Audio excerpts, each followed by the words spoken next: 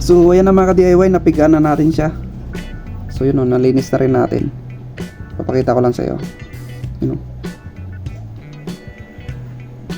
So yan, sasalpak na natin. Goods.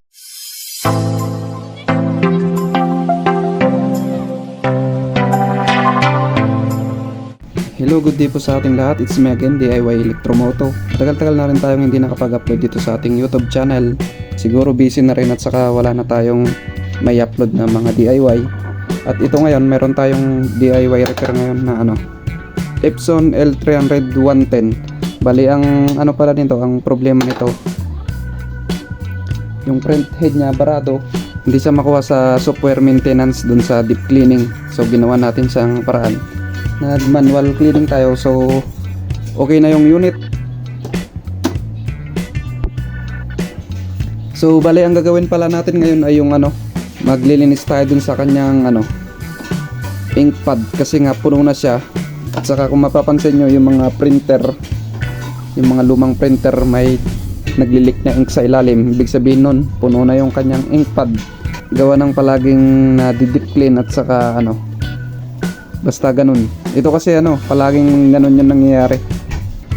At nasabi pala ng customer yung nito, yung issue nito, after niya ma-deep clean, magagamit niya yung printer ng mga 3 beses. Yun, mawawala na naman yung kanyang magkakaproblema yung kanyang printer. Pero yung scanner niya okay naman daw. So sinabi ko naman, hindi siya gumagamit ng black ink yung scanner. Nag-try tayong mag-maintenance nung inayos natin ito, nag-blink na siya dito ng malapit nang mapuno yung kanyang ink pad. So pwede na natin siyang i-manual na lilinisan yung ink pad. Kasi pag hinintay nyo pang mag-blink ito, yung dalawang yan, pag napuno kasi yung ink pad, pag napuno kasi yung ink pad, pag inopen nyo na tong unit, pag power on nyo, magre-read na agad yan, magbi-blink yung dalawang yan yan magsasabay magbi-blink yan, hindi mo na magagamit yung unit. So ang gagawin mo doon, kailangan mo pang i-reset, gagamit ka ng laptop at saka mag-i-install ka ng nito, parang driver niya, basta ganun, i-reset mo doon. Kaya kahit linisan mo yung kanyang ink pad, di pa rin mawawala yung kanyang error. So para hindi mangyari yung ganun, kailangan mo maglinis dito sa kanyang ink pad. Agapan mo na. Yung palang kanyang ink pad, dito siya nakapwesto dito sa likod. Merong tornilyo dito sa likod. Tatanggalin yan. Yan dito sa sa Epson L300 110. Dito yung kanyang ink pad. Itong ink pad naman na ito matagal namang mapuno ito. Yun nga lang kasi pag madalas kang power cleaning o kaya head cleaning, yun, asahan mong mapupuno ito. Pero kung madalang ka mag power cleaning at head cleaning, hindi mapupuno basta-basta ito. Kasi malaki naman tong nito, yung karga niya, nakakarga niya. At saka kailangan nyo pala ng tela. Kasi pag tinanggal nyo yan, tutulo yung kanyang mga ink. At kung makikita nyo yun may ink. Yun dyan tumutulo. So yung kamay natin hindi tayo nakapag-gloves kanina, pero ang pinangtatanggal ko dito sa ink na to, kaya hindi ako mag-gloves, lacquer thinner lang yan, matatanggal na yan.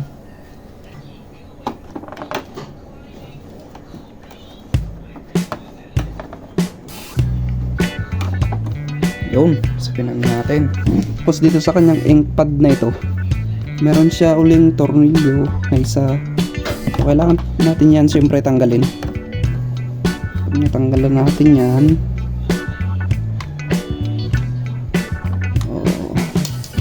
kahit hindi naman technician yung gumawa nito, kahit kayo lang, kasi napakasimple lang naman nito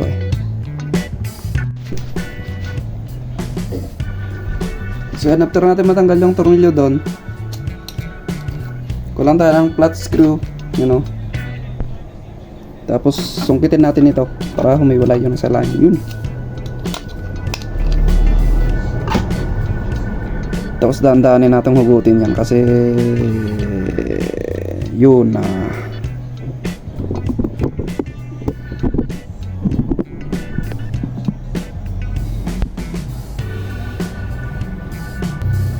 So ito palang ano na to, yung pad tank na ito.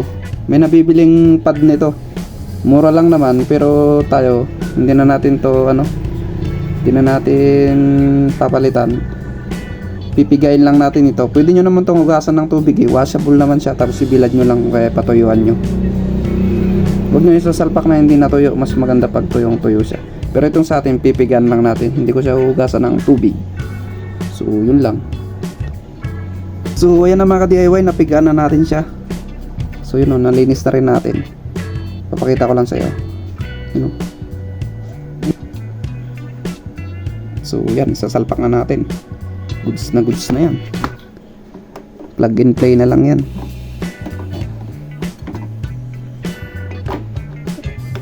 Ang pagkabit pala nito ay napakadali lang. Ayun. Tulak nyo hanggang lumagatik. Lumagatik.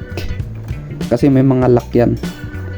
Kailangan mong itulak para kumapit yung mga lock. Then, tornilyo.